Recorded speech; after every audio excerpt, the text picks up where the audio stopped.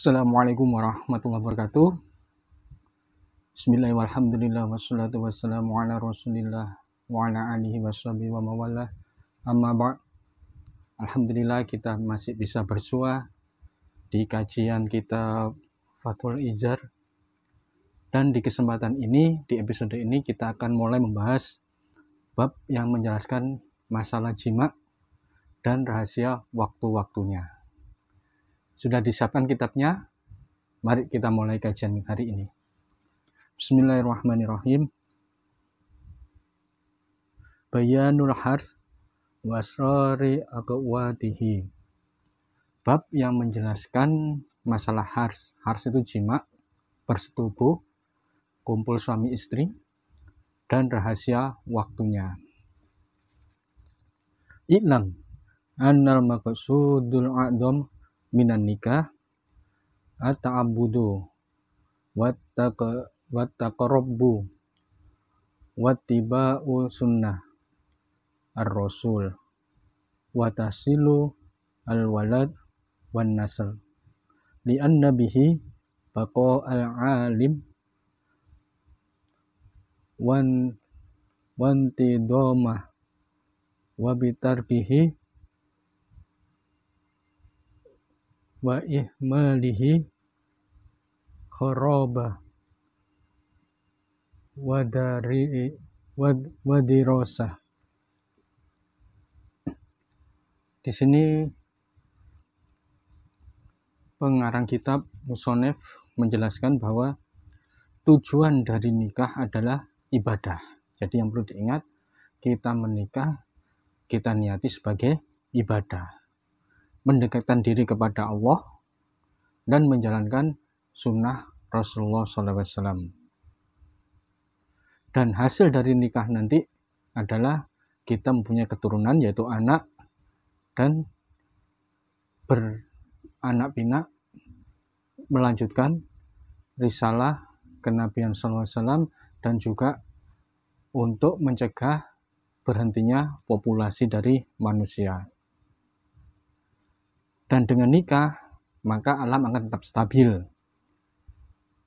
Dan bila kita meninggalkan nikah, maka akan merusak tatanan dari alam itu sendiri. Karena apa?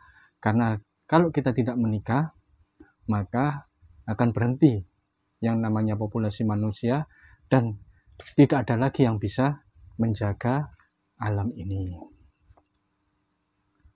Wa ma'lum annahu la yuhsalu al-hasadu illa binusrin al-badri alal ardi awlan wa harsiha wa zar'iha biturukin wa kaifiyatin ma'lumatin indal falah wa antidari al-madad ila buduwi as-sholah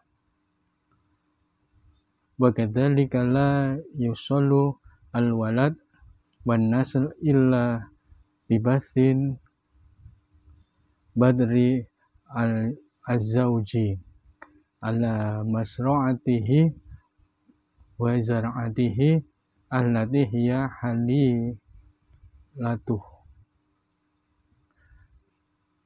wa zar'atihi allati hiya halilutihi. Penjelasannya begini. Ibarat petani, maka untuk panen itu membutuhkan waktu yang lama, tidak sebentar. Mulai dia membajak sawah, menyebar benih, terus menanam apa yang akan dipanen. Setelah itu menunggu benih tadi tumbuh menjadi misalnya padi, kemudian baru dipanen. Demikian juga dengan seseorang tidak akan bisa mempunyai anak sakal dengan sangat singkat, tidak mungkin, tapi mempunyai proses yang panjang pula. Mulai dari menikah, kemudian berhubungan suami istri, kemudian benih tertanam di rahim istri, kemudian menunggu masa persalinan.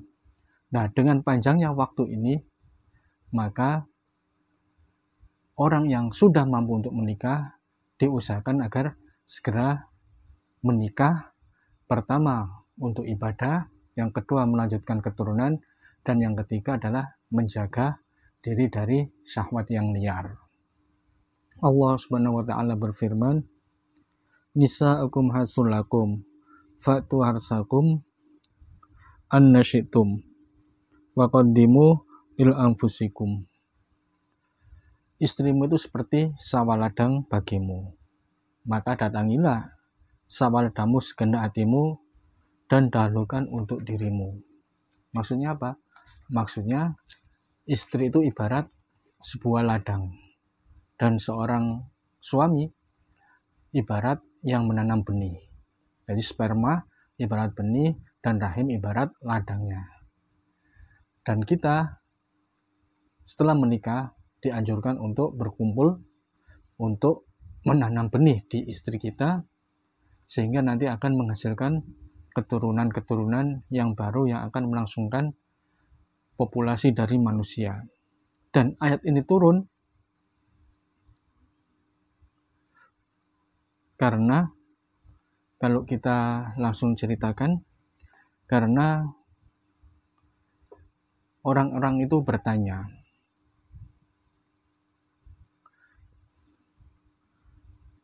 inna nati an-nisa barikati wa qa'amatin wa mustalqibatin wa min bayna aidihinna wa min khalfihinna ba'da ayyakuna al-ma'diya wahidan. Bagaimana cara kita mengumpuli istri kita? Bagaimana cara kita menjima istri kita? Apakah seperti seorang yang sedang sujud, maksudnya dari belakang, atau dengan duduk, atau dengan terlentang, tidur terlentang, dari depan atau dari belakang? Nah, itu ada pertanyaan seperti itu. Akhirnya turun ayat yang tadi bahwa istri kita adalah ibarat ladang, dan kita boleh mendatangi dengan cara bagaimanapun, baik dari depan maupun dari belakang, baik dengan duduk, dengan menungging seperti orang sujud, atau dengan tidur terlentang, asal satu yang kita tuju yaitu farji dari istri kita, maka hukumnya adalah boleh dan halal. Yang tidak boleh adalah kita memasukkan kemaluan suami, penisnya, ke dalam tubur istrinya, yaitu di anusnya. Itu yang terlarang, bahkan haram. Dan ini untuk menyanggah pendapat orang Yahudi. Mereka menganggap orang Islam itu bila bersenggama hanya dengan satu cara saja, seperti dikatakan seperti hewan. Padahal tidak seperti itu dalam pandangan Islam. Kita boleh menggauli istri kita dengan berbagai macam cara. Kemudian Allah menurunkan firman tadi untuk menyanggah pendapat orang-orang Yahudi tadi, bahwa dalam Islam segala macam cara asal yang dituju adalah farji dari istri, maka sah-sah saja dengan cara yang bagaimanapun juga. Dan yang kedua, kita dilarang untuk mengkumpuli istri kita pada saat haid. Maksudnya apa? Maksudnya pada saat haid kita tidak boleh memasukkan kemaluan penis kita kepada farji istri kita. Tetapi kita boleh berkumpul dengan istri kita, kita boleh bermain-main dengan istri kita dengan cara-cara yang lain, asal tidak sampai berhubungan, yaitu memasukkan penis ke dalam farji istri kita. Jadi bukan berarti kalau istri kita sedang haid harus kita tinggalkan, tidak boleh tidur bersama, tidak boleh guyon-guyon, itu tetap boleh. Jadi misalnya kita sendakuro dengan istri dalam tidur, asal selama tidak sampai memasukkan penis ke dalam farji, maka hukumnya boleh.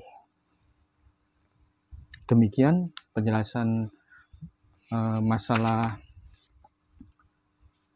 jima. Mudah-mudahan membawa manfaat bagi pemirsa semua dan juga diri saya sendiri. Wallahu a'lam bishawab. Assalamualaikum warahmatullahi wabarakatuh.